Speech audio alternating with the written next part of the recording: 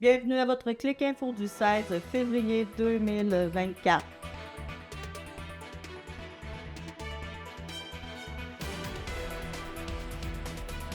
Au sommaire, cette semaine, nous avons rencontré la présidente de la ZEC, Batisca Nelson, et son directeur général.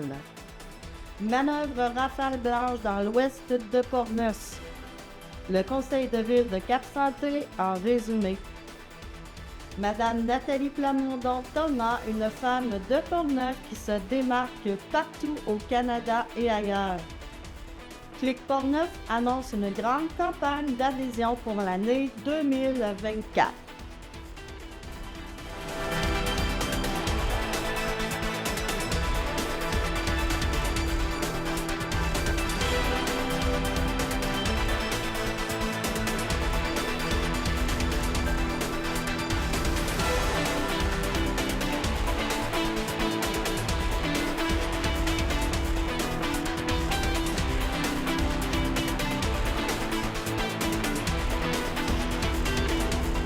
Nous avons eu la chance d'avoir en entrevue Mme Isabelle Paquette, présidente du conseil d'administration de la ZEC Batisca Nelson. Nous avons eu aussi en entrevue M.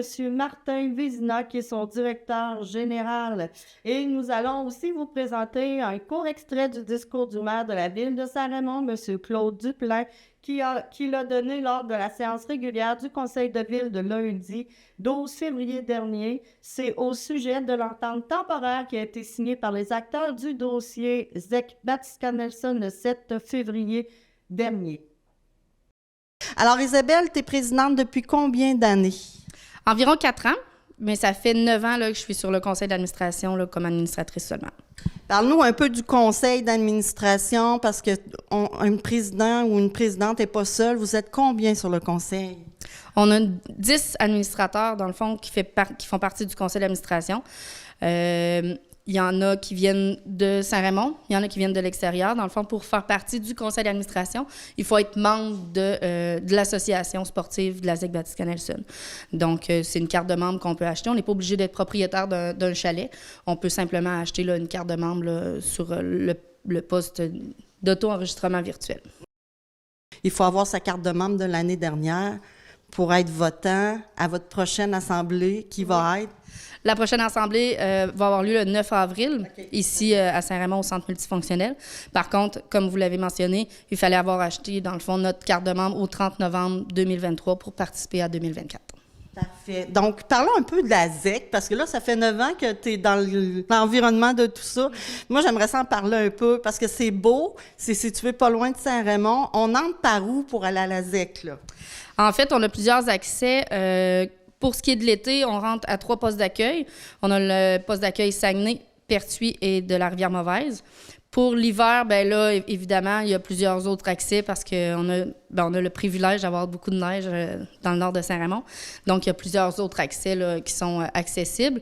Cependant, là, on a les 3 postes d'accueil qui permettent de défrayer notre coût là, pour accéder au territoire. Parce qu'on n'a pas le choix. Une ZEC, c'est régi par une loi.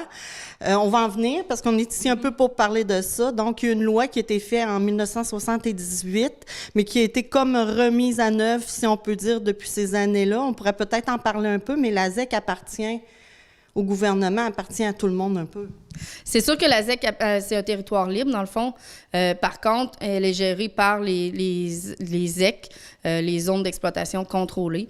Puis, depuis les années, on a développé des activités de pêche hivernale. L'accessibilité au territoire, maintenant, puis aussi la tarification, c'est possible de la faire. Fait qu'avec toute la loi, là, on est venu à nous à se dire, écoutez, c'est la loi, on va se plier à cette loi-là, puis on va être dans toute la légalité possible. Oui, on a l'obligation de s'enregistrer du 1er mai au 30 novembre. Par contre, c'est la tarification qui est maintenant rendue annuelle. Donc, dans le fond, on doit payer notre droit de circulation annuellement. Fait que c'est vraiment 2 choses différentes. L'enregistrement, dans le fond, la période d'enregistrement relève de l'Assemblée générale annuelle, tandis que la tarification relève du conseil d'administration. Okay. Parlons un peu, parce que ça a beau être une ZEC, ça a beau appartenir à l'État, mais il y a quand même un certain respect, je crois, qu'il faut sur ces territoires-là. Puis, dans le fond, c'est l'organisme que tu es présidente qui fait ça. Parle-nous-en un peu, parce qu'il y a eu une loi là, qui a été discutée beaucoup. On pourrait peut-être juste en parler un petit peu. En fait, c'est la loi de la conservation de la faune, mais il y a aussi la loi sur les organismes de gestionnaires des ZEC. C'est ces deux lois, dans le fond, là, nous, on est régis par ça. Il y a aussi un protocole d'entente qu'on signe à tous les 5 ans avec le ministère. Donc, on est vraiment régi de toutes parts, en fait. On ne peut pas faire n'importe quoi. Il y a aussi, on fait juste parler de la tarification. Là, présentement, pour accéder au territoire, c'est 12,50 par séjour. Mais on pourrait pas charger de 15 $ parce qu'on est c'est le maximum, c'est 13 $ je pense cette année. L'année prochaine, ça sera peut-être 13,50 ou 14. On est là-dedans là, présentement. Bien, en fait, c'est que depuis 2019, nous, on discute d'enregistrer annuellement. Nos membres étaient pas chauds à l'idée parce que, étant donné qu'il y a plusieurs accès pour le territoire, si la personne a été à l'étape par la fédérée puis décide en revenant, bien là, elle ne pouvait pas s'enregistrer. Fait que de là, pourquoi qu'on a décidé de mettre la tarification annuelle. Au départ, on avait mis la tarification hivernale seulement aux 65 $ du 1er décembre au 30 avril, puis ça avait été accepté par le ministère. Sauf que là, les gens se sont rués dans les brancards un petit peu. Puis là, le ministère, il a fait « Oh, attendez un petit peu, il y a du chialage, qu'est-ce qu'on regarde avec ça? » Là, ils ont dit « Oh, la tarification hivernale, finalement, est plus permise. » Fait que là, on est d'accord, on fait quoi alors? Bien, ça va être tarification annuelle. Donc, 120 $ annuellement pour ceux qui veulent avoir leur droit d'accès. Fait que là, l'entente qu'on a, étant donné que c'était un peu aussi le changement de tout ça, bien, la tarification annuelle, bien, elle est bonne jusqu'en avril 2025. Fait qu'on fait l'été et l'hiver prochain aussi pour la tarification annuelle. Je suis à la ZEC déjà depuis 37 ans. Je vais commencer ma 29e année comme directeur général. Auparavant, j'étais comme patrouilleur sur le territoire. Là. Donc, on peut dire que tu connais très, très, très bien la ZEC Batiscan-Nelson. Oui, effectivement. On fait toujours des farces parce que les gens me disent « Tu connais toutes les roches qu'il y a dans le chemin, tout ce qu'il y a sur le bord du chemin, chacun des arbres. » Fait que non, c'est vrai, effectivement. Après toutes ces années, là... quand même beaucoup de terrain, donc non, je connais mon territoire pas mal, oui. Dis-moi, comme directeur général, tu as combien d'employés à l'année ou pas à l'année, temps plein, temps partiel à peu près? Au total, on est 4 employés qui est sur une base annuelle. Et puis, normalement, saison estivale, là, on va jusqu'à 22 employés. C'est quand même beaucoup. Dans le fond, c'est les employés qui sont aux entrées de la ZEC. Oui, effectivement. On a des personnels d'accueil, on a des gens qui travaillent à la protection de la faune, on a des gens à la gestion de la faune, on a des gens à l'entretien, et puis aussi des gens qui travaillent au niveau de notre voirie pour l'entretien des routes. Okay. Est-ce que tu peux me dire combien le territoire fait en arpents ou en kilomètres carrés? Ben oui, le territoire, c'est tout petit. Là, on parle d'un territoire de 876 km². Et avec un réseau routier d'environ 250 km de routes forestières là, qu'on entretient bon an mal an. Moi, je trouve pas ça petit, en tout cas. Donc, quand tu as commencé à travailler à la ZEC, est-ce qu'il y avait beaucoup de monde sur le territoire par rapport à maintenant? Là, tu pourrais dire que c'est devenu comme une influence assez marquée? Bien, moi, ce que j'ai vécu, c'est que j'ai vécu l'évolution des routes. Ouais. Parce qu'au départ, le réseau routier était relativement petit. Avec les opérations forestières, au fil des années, ça a permis de développer l'ensemble du territoire et puis d'accéder un peu partout sur le territoire. Aujourd'hui, il n'y a presque plus de plans d'eau là, qui sont, disons, inaccessibles par voie routière. Il y en reste quelques-uns que ça se fait seulement par voie terrestre, mais la majorité sont relativement proches de notre réseau routier. Puis là, le fait que vous allez être à l'année, est-ce que ça va faire en sorte que là, les gens vont venir plus souvent? Est-ce que ça va agrandir un peu votre territoire pour protéger tout ce monde-là ou non? Bien, effectivement, là, avec notre ouverture à l'année, maintenant, on a acquis 2 motoneiges, fait qu'on est présent sur le territoire 12 mois par année, ce qui n'était pas le cas il y a déjà 2 ans où on était là seulement en période estivale ou automnale. Et puis maintenant, là, avec cette acquisition-là, on peut être sur le territoire plus fréquemment. Là. Puis ces motoneiges-là, c'est pour une question de sécurité, mais c'est aussi pour aider les sentiers probablement à être plus carrossables, si on peut dire. Oui, effectivement, parce qu'aussi, il faut considérer qu'avec l'ouverture de notre pêche blanche, bien, ça nous amène des suivis à faire au niveau des pêcheurs. Évidemment aussi, on fait un petit peu d'entretien de sentiers de motoneige avec nos grattes qu'on a, mais aussi on a quand même l'entretien de nos bâtiments locatifs, parce que la ZEC, on a quand même 4 chalets locatifs qu'on loue sur une base soit estivale ou hivernale, et puis aussi on a des prêts à camper dont on fait l'entretien là, lorsqu'il y a des gens qui veulent les louer, parce qu'on les loue aussi l'hiver là, maintenant. Là. C'est du comité qui a été émis parce qu'on me pose encore des questions sur ce qui est arrivé. Je vais en parler seulement qu'une fois, et après ça, le dossier est clos, parce que pour moi, le dossier est clos pour cette saison.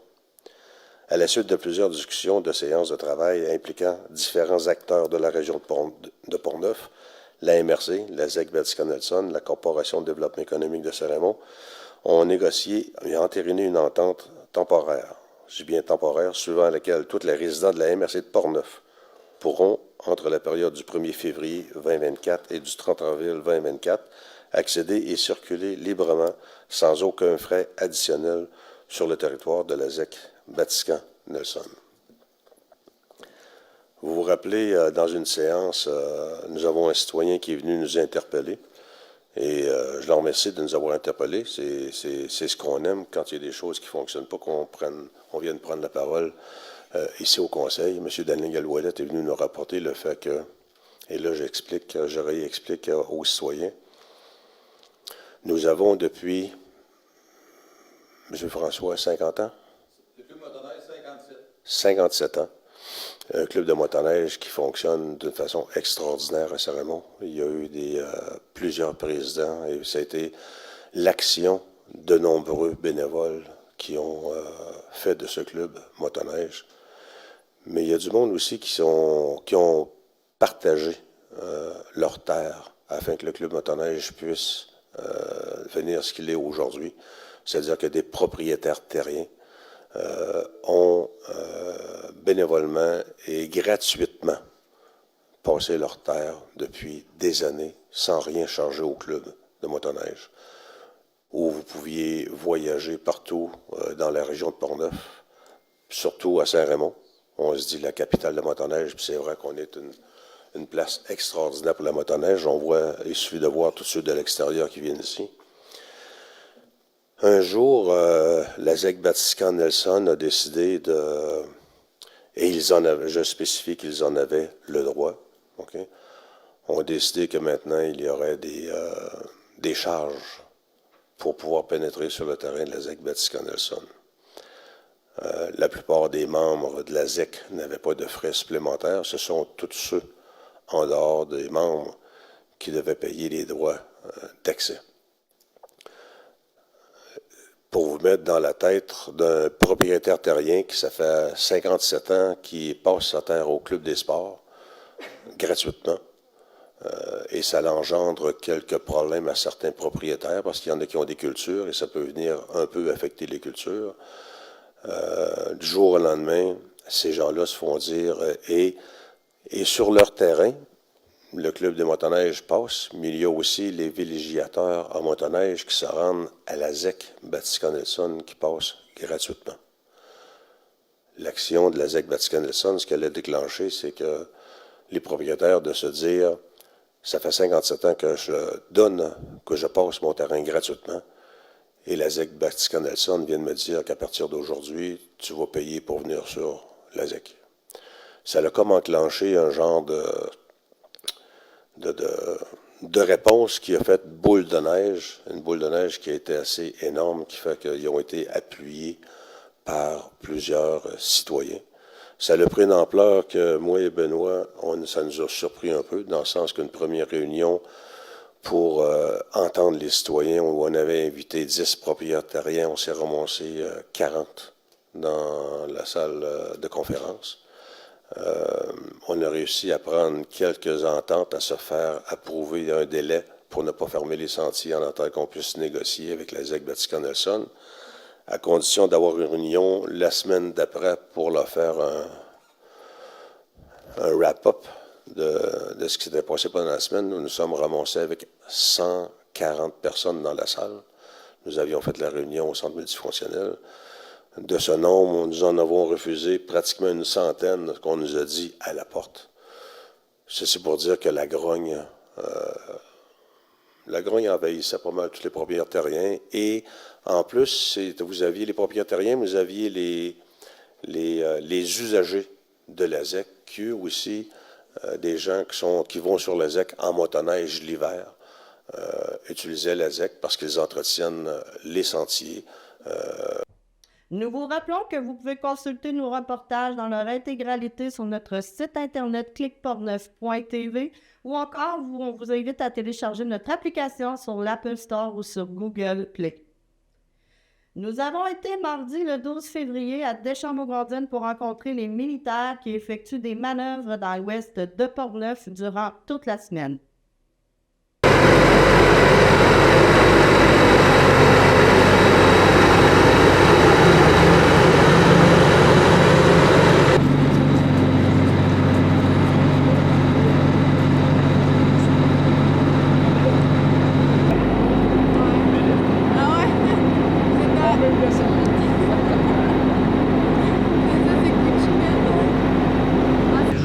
Donc, l'exercice Rafale Blanche, c'est un exercice qui a pour but de maintenir les compétences de nos soldats afin de préparer le déploiement sur l'OP Réassurance en Lettonie.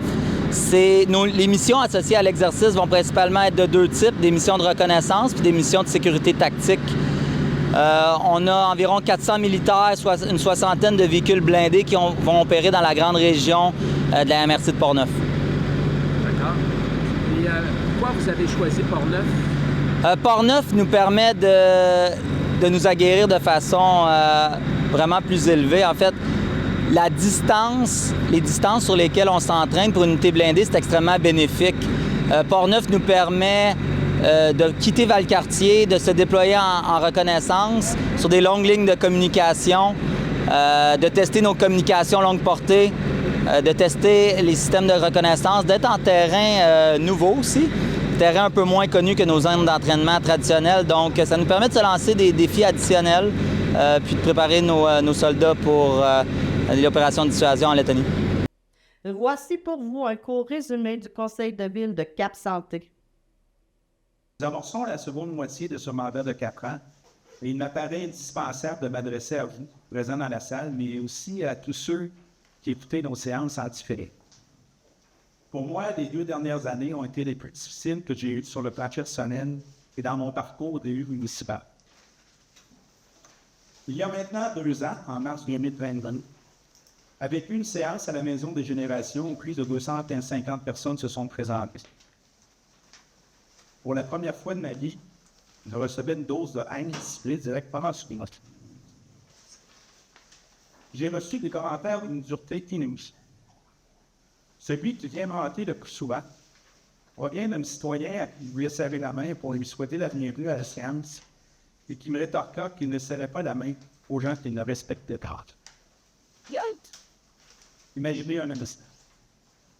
Le type que je n'ai jamais vu, que je ne connais pas, qui est le patron, me déteste au point de me le dire en pleine face, alors que la seule chose que j'ai dite à ce monsieur de Tournai était bien sûr.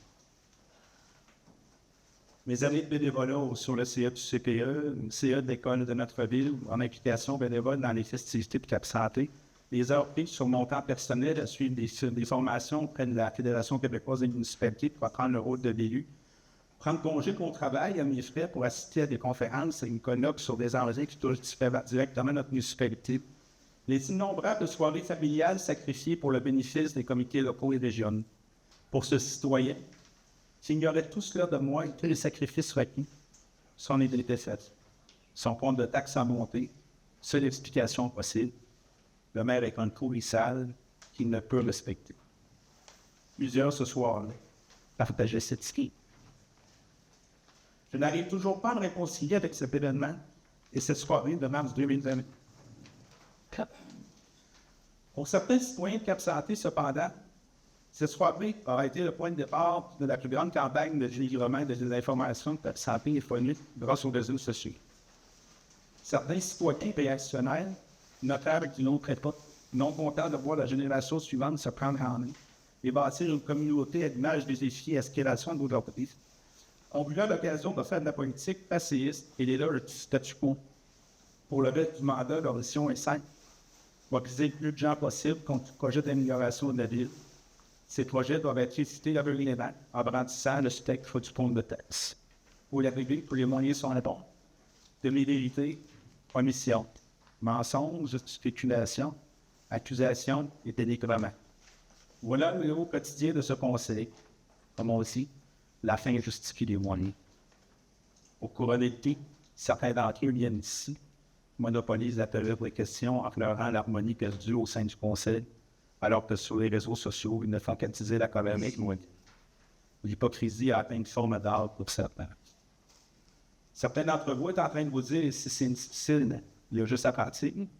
Ça serait pour une fois. J'ai toujours su que faire de la politique, c'était difficile. Ça doit être difficile, parce que les élus ont un privilège immense de se faire confier un mandat de représentation et qu'ils doivent le faire avec honnêteté et intégrité.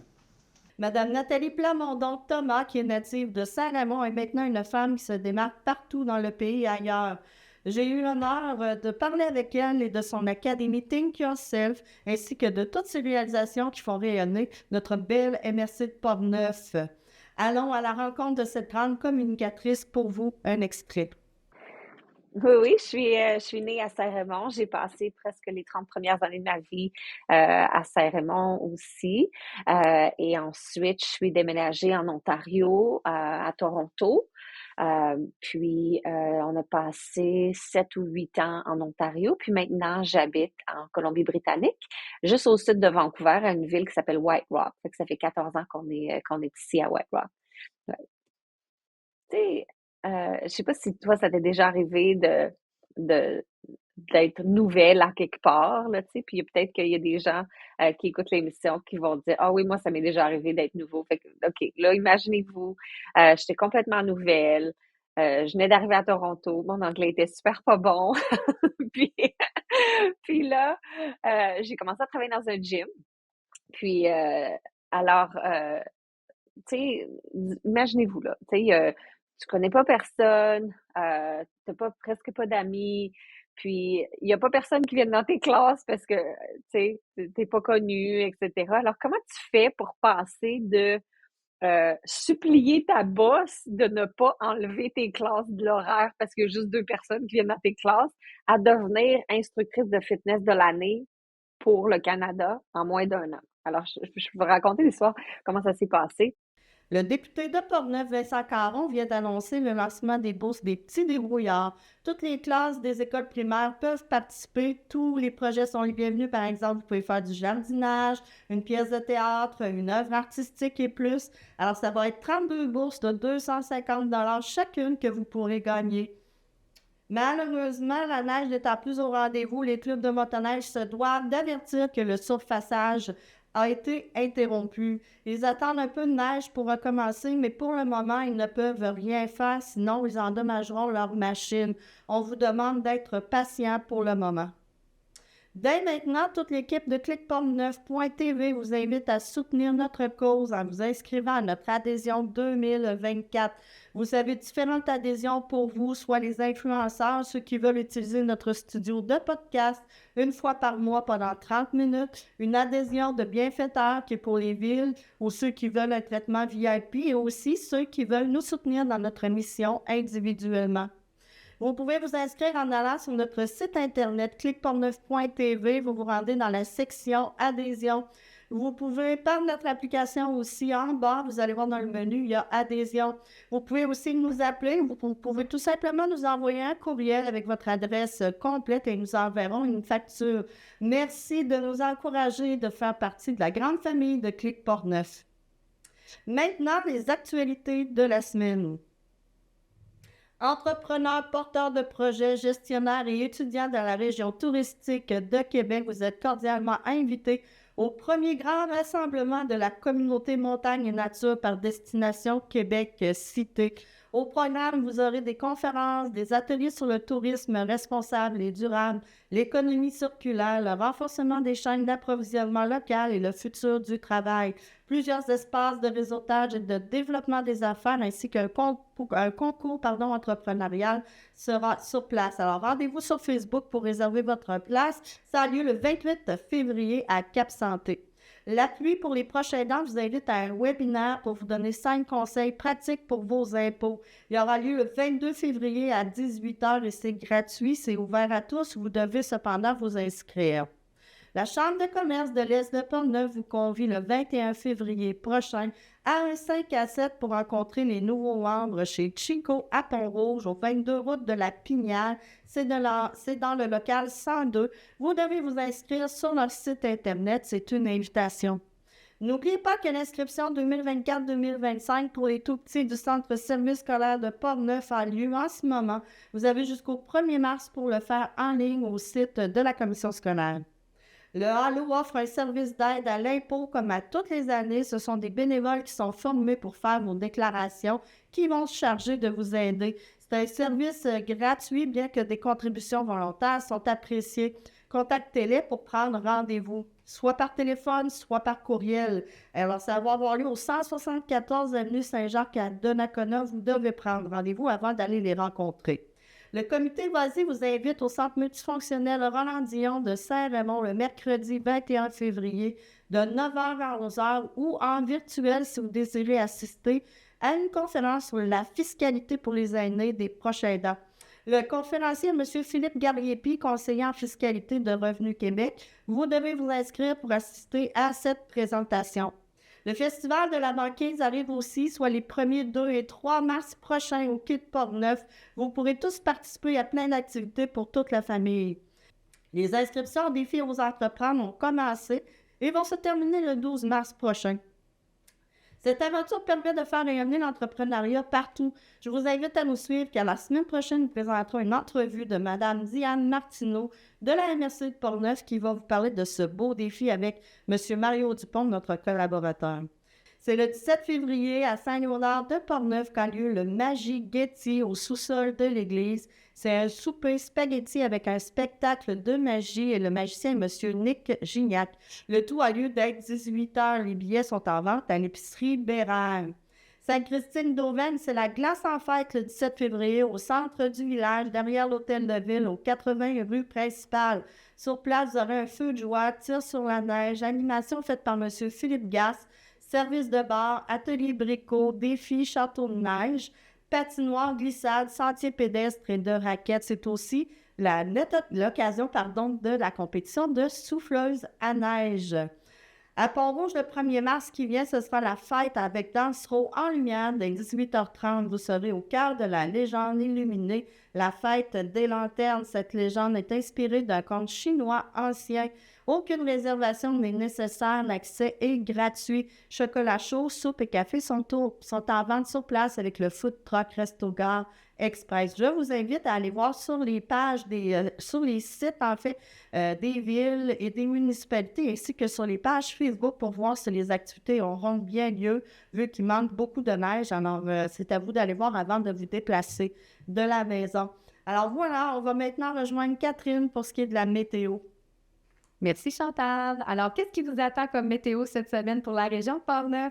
Donc, on revient avec des températures un petit peu plus froides, quand même assez confortables pour un mois de février, mais on va retourner un petit peu plus vers la normale. Donc, on commence avec vendredi, nuageux avec quelques flocons, moins 6 degrés avec un ressenti de moins 12. Par la suite, samedi, averse de neige isolée à 40 % de probabilité d'averse, avec un moins 8 degrés, donc température tout à fait agréable pour profiter de la disco sur glace à Saint-Marc. Donc, sur le terrain de soccer, une belle activité nous attend si la température continue de nous le permettre. Donc, on vous invite à Saint-Marc pour la disco sur glace. Ensuite, dimanche, ciel variable, moins 11 degrés. Lundi, mardi, mercredi, on est plus avec des averses de neige isolées, mais la neige là, va augmenter progressivement mardi et mercredi. On est dans le moins 7, moins 4 et moins 5 degrés pour ces journées-là, avec environ 40 % de probabilité d'averse, sauf 70 % pour mercredi, donc notre journée la plus enneigée peut-être. Donc, je vous souhaite une belle semaine et de retour à Chantal. Merci beaucoup, Catherine. Alors, je vous invite à faire votre adhésion à cliqueportneuf.tv. Rendez-vous sur le site Internet ou sur notre application pour le faire. Vous avez 3 façons pour le faire, soit individuel, ville, municipalité, organisme. Allez-y, ça va nous faire plaisir de vous inscrire dans la grande famille de cliqueportneuf.tv. Puis en plus, vous pouvez nous envoyer toutes vos activités, soit par téléphone ou bien par courriel. Ça va nous faire plaisir d'en parler. C'est gratuit. Alors, merci beaucoup tout le monde d'avoir été à l'écoute et on se revoit la semaine prochaine.